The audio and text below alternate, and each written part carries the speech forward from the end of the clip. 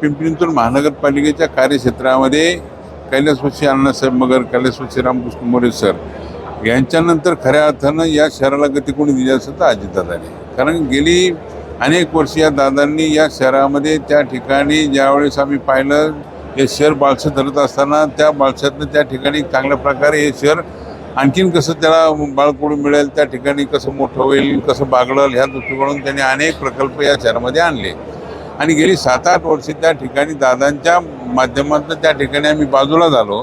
पण जर खरं पाहिलं तर गेली 3-3.5 वर्ष प्रशासनावरती त्या ठिकाणी असणारं हे काम, त्यामुळं प्रशासन सर्वसामान्य लोकांना किती भेटत होतं या दृष्टिकोनातून आजची उपस्थिती दिसून येते. कारण लोकांना काम त्या ठिकाणी काय सर्वसामान्यांचं हे काम या ठिकाणी होत नाही.